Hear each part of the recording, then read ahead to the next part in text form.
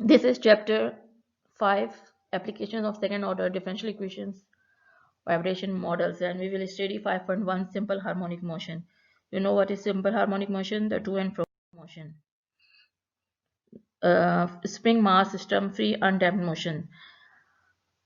ये स्प्रिंग है, इसके साथ एक मास अटैच है, और फ्री अनडैम्प्ड मोशन का मतलब है कि इसमें कोई फ्रिक्शन नहीं है, इसे फ्री मोशन भी कहते हैं। हुक्स लॉ क्या कहते हैं? हुक्स लॉ कहते हैं कि suppose that a flexible spring is suspended vertically from a rigid support and a mass is attached to its free end. एक एंड जो है इस स्प्रिंग का ये रिजिड सपोर्ट के साथ अटैच है और दूसरा फ्री है। इसके साथ अगर हम मास अटैच कर दें तो ये थोड़ा सा स्ट्रेच हो जाएगा। ये इसकी एल जो है ये अनस्ट्रेच्ड इसकी लेंथ है, और ये जो थोड़ा सा स्ट्रेच हो गया है मास की वजह से, इसको हमने एस कह दिया, और इसका मास है, और इस पर एक फोर्स अप्लाई हो रही है, ग्रेविटेशनल फोर्स, जो कि वेट है, जिसे हमें पता है W is equal to mg हमारे पास वेट होता है,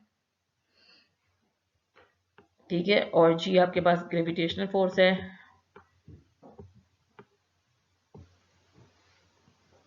और इस ग्रेविटेशनल फोर्स की वजह से ये स्प्रिंग भी एक फोर्स एक्सर्ट करती है अपोजिट डायरेक्शन में, और इसको हम कहते हैं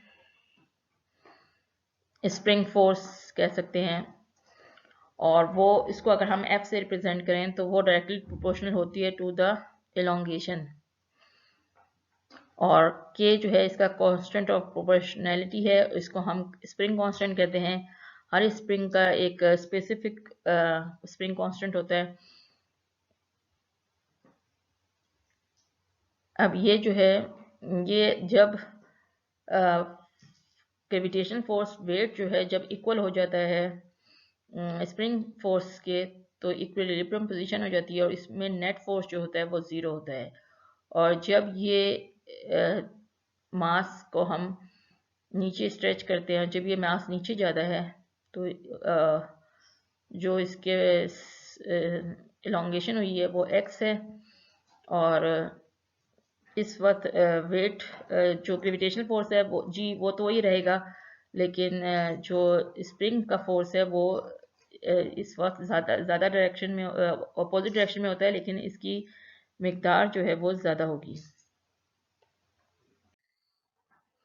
अब अगर हम एज्यूम करें कि x इक्विलिब्रियम पोजीशन में हमारे पास x जो है डिस्प्लेसमेंट वो ज़ीरो है, और अगर इक्विलिब्रियम पोजीशन के नीचे जाता है तो ये पॉजिटिव है, और अगर इक्विलिब्रियम पोजीशन के ऊपर जाता है तो ये नेगेटिव है। इसी तरीके से हम वेलोसिटी को भी, अगर वो इक्विलिब्रियम पोजीशन से ऊपर जाती है, अपवर्ड जाती है, तो हम उसको नेगेटिव लेंगे। और W is equal to mg में अगर हम मास को स्लग्स में लेते हैं US सिस्टम में, तो फिर हमारे पास g जो ग्रेविटेशनल फोर्स है वो 32 फीट पर सेकंड स्क्वायर होगा। अगर हम इसको किलोग्राम्स में लेंगे ऐसा यूनिट्स में, तो फिर हमारे पास g जो है वो 9.8 मीटर पर सेकंड स्क्वायर होगा। अगर हम g को ग्राम्स में लेंगे, अगर हम मास को ग्राम्स में लेंगे, तो g हमारे पास 980 सेंटीमीटर पर सेकंड स्क्वायर होगा। अब हम एज्यूम कर रहे हैं कि ये फ्री मोशन है और इस पर कोई एक्सटर्नल फोर्स अप्लाई नहीं हो रही, और फोर्स ऑफ फ्रिक्शन भी अप्लाई नहीं हो रही, तो नेट फोर्स जो है वो न्यूटन सेकंड लॉ के लिहाज से F is equal to ma होता है। तो ये हमारा एक्सलेशन जो है वो x हमारे पास डिस्प्लेसमेंट है, तो डबल डेरिवेटिव जो है एक्सलेशन के इक्वल है, और ये इक्वल हो जाएगा ये स्प्रिंग फोर्स के प्लस वेट के। स्प्रिंग फोर्स पे नेगेटिव डायरेक्शन इस वजह से लगी हुई है क्योंकि ये जो स्प्रिंग फोर्स है ये अपोजिट डायरेक्शन में एक्ट कर रही है वेट के। इसको ओपन किया, सिंप्लीफाई किया, इक्विलिब्रियम पोजीशन में वेट और स्प्रिंग फोर्स जो है वो ज़ीरो देते हैं, इनका नेट डिफरेंस ज़ीरो होता है, तो ये हमारे पास एक्सेलरेशन जो है माइनस kx के इक्वल आ गई। अगर हम यहाँ पे जो m है इसको डिवाइड कर दें, मास को यहाँ पे डिवाइड कर दें, तो हमारे पास ये second order linear differential equation बन जाती है। अगर हम k बाई एम को ओमेगा स्क्वायर कह दें तो ये हमारे पास स्टैंडर्ड फॉर्म आ जाती है डिफरेंशियल इक्वेशन की, सेकंड ऑर्डर डिफरेंशियल इक्वेशन की, जो कि डिफरेंशियल इक्वेशन है फ्री अनडेम्प्ड मोशन की, या फिर सिंपल हार्मोनिक मोशन की डिफरेंशियल इक्वेशन है। यहाँ पे हमारे पास दो कंडीशंस भी हैं, x of 0 is equal to x naught, जो शुरू में डिस्प्लेसमेंट है टाइम इज इक्वल टू 0 पे वो x नॉट है, और इसका प्राइम जो कि वेलोसिटी बनता है, वेलोसिटी जो है टाइम 0 पे x1 है। अगर डिस्प्लेसमेंट पॉजिटिव हो तो वो इक्विलिब्रियम पोजीशन से नीचे जाएगा, और अगर वेलोसिटी नेगेटिव हो तो इसका मतलब है कि वो अपवर्ड जा रही है।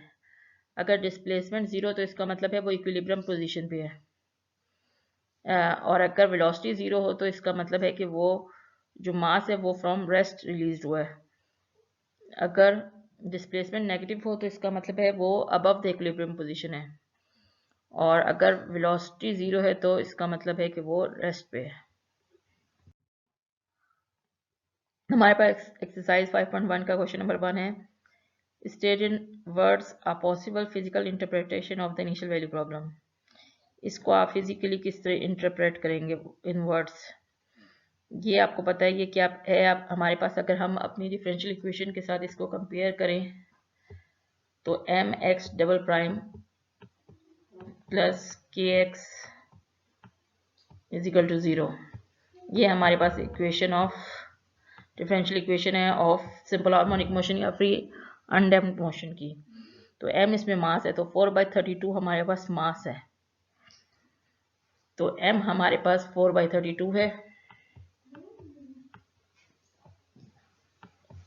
और k जो है वो हमारे पास 3 है।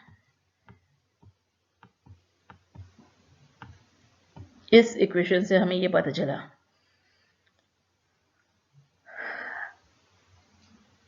हमने कहा था कि W is equal to mg होता है, तो हम यहाँ से इसका वेट निकाल सकते हैं। W is equal to mg, m की वैल्यू लिखी, और g हमारे पास ये देखें यूनिट्स, अगर हम यूएस लेते हैं तो g हमारे पास 32 फीट पर सेकंड स्क्वायर होगा। इस तरह हमारे पास वेट जो है वो 4 पाउंड आ जाएगा। ये हमारे पास स्प्रिंग कांस्टेंट है, ये हमारे पास डिस्प्लेसमेंट है x, initial displacement x0 is equal to -3। इसका ये मतलब है कि जब टाइम 0 है तो डिस्प्लेसमेंट हमारे पास -3 है, यानी कि अगर ये इक्विलिब्रियम पोजीशन है तो ये अबव द इक्विलिब्रियम पोजीशन है 3 फीट। और ये हमारे पास वेलोसिटी है, इनिशियल वेलोसिटी, तो ये है -2, इसका मतलब है ये अपवर्ड डायरेक्शन में है। तो हम इसको किस तरीके से एक्सप्लेन करेंगे। A weight of 4 pound attached to a spring is released from a point 3 feet above the equilibrium position with an initial upward velocity of 2 feet per second. The spring constant is 3 pound per feet. तो period कहते हैं कि एक cycle मुकम्मल करने के लिए कितना टाइम दरकार होता है। साइकिल क्या होता है, जैसे कि आपने इस पोजीशन से स्टार्ट किया, फिर नीचे आए, ये आपके पास इक्विलिब्रियम पोजीशन है, फिर आप हाईएस्ट पोजीशन पे आए, फिर आप इधर वापस जब इस पोजीशन पे आए तो ये आपका एक साइकिल मुकम्मल हो गया। तो हम इसको कह सकते हैं कि अगर हम इसको ग्राफिकली बना लें तो हम कह सकते हैं ये दो मैक्सिमम या ये दो मिनिमम या दो मैक्सिमम के दरमियान हमारे जो डिस्टेंस है ये एक साइकिल बन रहा है।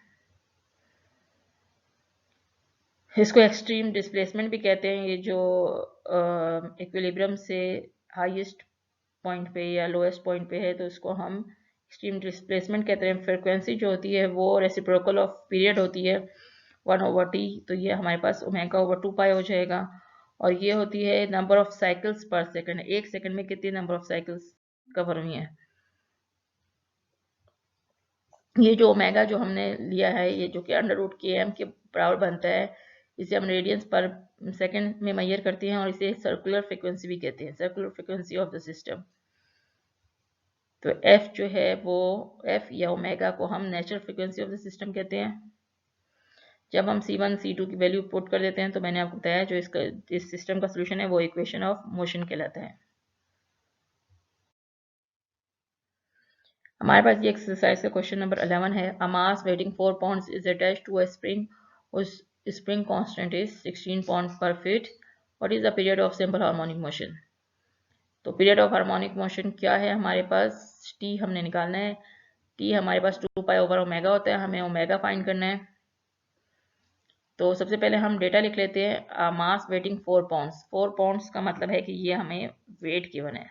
तो वेट हमारे पास 4 पाउंड है, यहाँ से हम मास निकाल सकते हैं क्योंकि पाउंड्स में है, तो हम जी को 32 पाउंड पर 32 फीट पर सेकंड स्क्वायर लेंगे। तो ये मेरे पास इस तरह मास कैलकुलेट हो गया, जो कि 1/8 स्लग आ गया।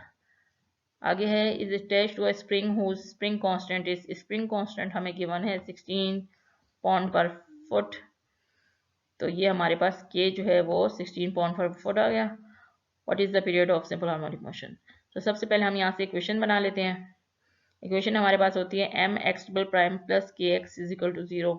एम की जगह मैंने एम की वैल्यू लिख दी, के की जगह के की वैल्यू लिख दी।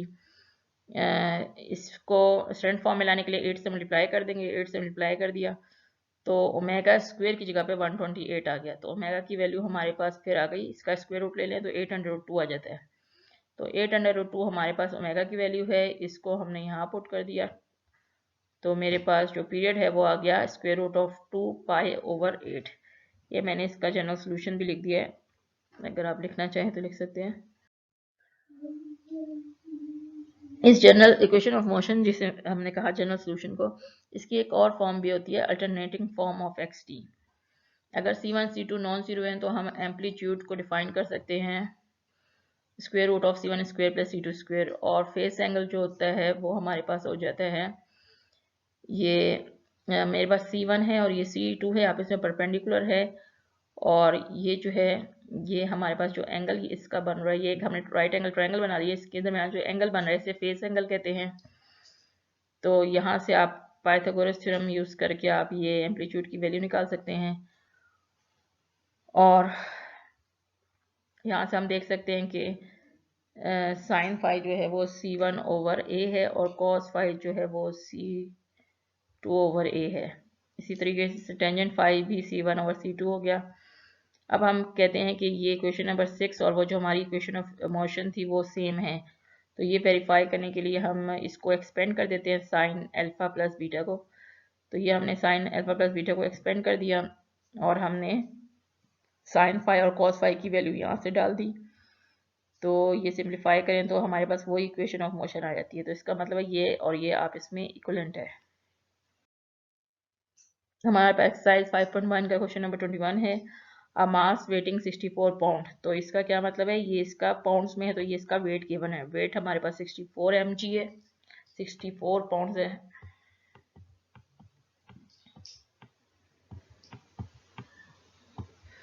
Stretches are spring 0.3 foot. X हमारे पास 0.3 फुट है।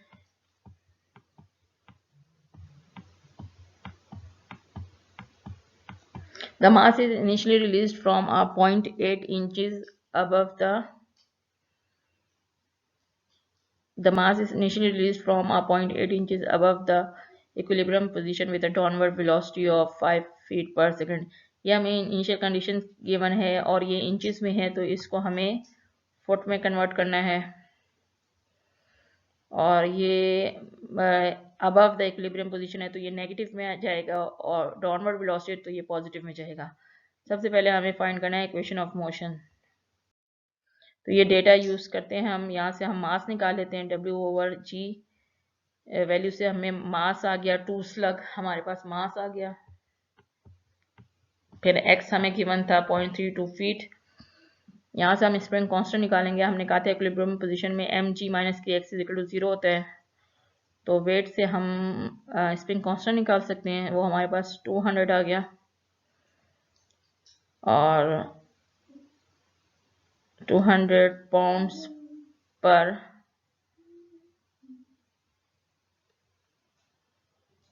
फुट। अब ये 8 इंचेस को हमने कन्वर्ट करना है फुट में।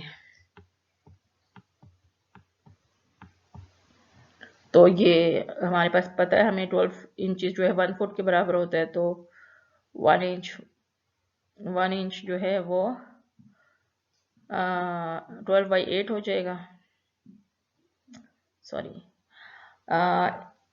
12 इंचज 1 फुट के बराबर होता है। 1 इंच 1/12 फुट के बराबर हो जाएगा।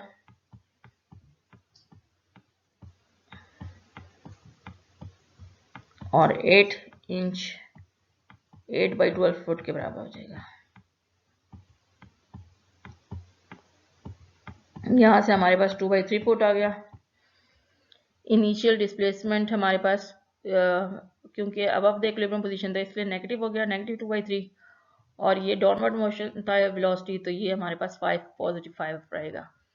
तो हमारे पास डिफरेंशियल इक्वेशन क्या थी, एम एक्स डबल प्राइम, यहाँ मैंने m की वैल्यू पुट कर दी 2 प्लस के एक्स, यहाँ k की वैल्यू पुट कर दी 200। ये मेरे पास सेकंड ऑर्डर डिफरेंशियल इक्वेशन आ गई। 2 से डिवाइड कर दिया स्टैंडर्ड फॉर्म में लाने के लिए। यहाँ से ओमेगा स्क्वायर हमारे पास 100 आ गया, इसको स्क्वायर रूट लें तो ओमेगा 10 आ गया हमारे पास। यहाँ से हमने इक्वेशन ऑफ मोशन लिखी, इसका जनरल सोल्यूशन लिख दिया, तो ये हमारे पास ओमेगा की जगह 10 वैल्यूज पुट कर दी। अब मैं इनिशियल कंडीशन पुट करूंगी, एक्स 0 इज इक्वल टू -2/3 और x prime 0 is equal to 5। तो यहाँ पे एक्स प्राइम भी ले लेते हैं, इसको डिफ्रेंशिएट कर लेते हैं विद रिस्पेक्ट टू टी। तो ये मेरे पास हो जाएगा -10c1 साइन 10t, और साइन का कॉस होता है तो +10c2 cos t।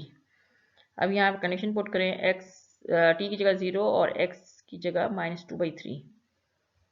साइन 0 0 हो गया, ये टर्म 0 हो गई, और cos 0 1 हो गया, और c1 मेरे पास -2/3 आ गया। फिर x prime 0 is equal to 5 put करना है, x प्राइम 0 की जगह 5 पुट करेंगे और t की जगह 0 पुट करेंगे। फिर यहाँ पे साइन 0 0 हो जाएगा, cos 0 1 हो जाएगा, 10c2 5 के बराबर हो जाएगा, तो c2 1/2 के बराबर हो जाएगा। c1 c2 की वैल्यू यहाँ पुट कर दी, ये हमारे पास इक्वेशन ऑफ मोशन आ गया। सेकंड पार्ट में हमसे पूछा गया है कि टाइम पीरियड क्या होगा इसका।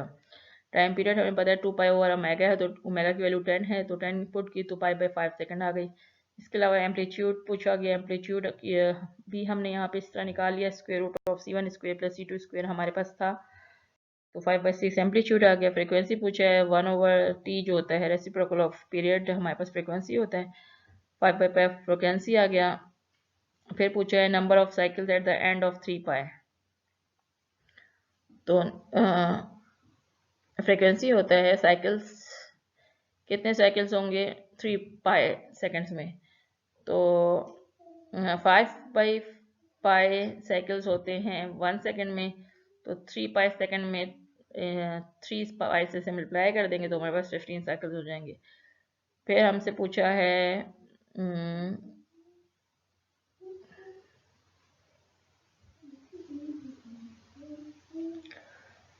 कि 2 पाई के सेकंड जो है हमारे पास सेकंड साइकिल में जो है इक्विलिब्रियम से जाते हुए डाउनवर्ड कितना मतलब ये अगर डाउनवर्ड मूव कर रहा है इक्विलिब्रियम से पास हो रहा है सेकंड टाइम, तो कितना टाइम लगेगा। तो हम पहले इसको अपने सोल्यूशन को इस फॉर्म में लिख लेते हैं। टेंजेंट आपको पता है c1/c2, इसका इन्वर्स लेना, tan इन्वर्स ले तो 5 की वैल्यू आ जाएगी। यहाँ 5 की वैल्यू पुट कर दी, यहाँ ओमेगा की पुट कर दी, यहाँ इसकी पुट कर दी। अब क्योंकि इक्विलिब्रियम पोजीशन से पास हो रहा है तो x 0 हो गया हमारे पास, तो ये हमारे पास 0 हो जाएगा, और ये 6/5 भी इधर आ गए, तो ये हमारे पास 0 हो गया। आपको पता है साइन तो कई दफ़ा 0 होता है, लेकिन चूंकि हमें कहा है कि एक साइकिल कंप्लीट होने के बाद सेकंड टाइम वो मूव कर रहा है डाउनवर्ड, तो it is moving downward the second time, तो इसलिए हमारे पास जो एक साइकिल 2 पाई में कंप्लीट हो जाता है, तो इसलिए हमने यहाँ पे ये जो है 2 पाई की इक्वल ले लिया। तो यहाँ से हमारे पास टाइम की वैल्यू आ गई 0.7215।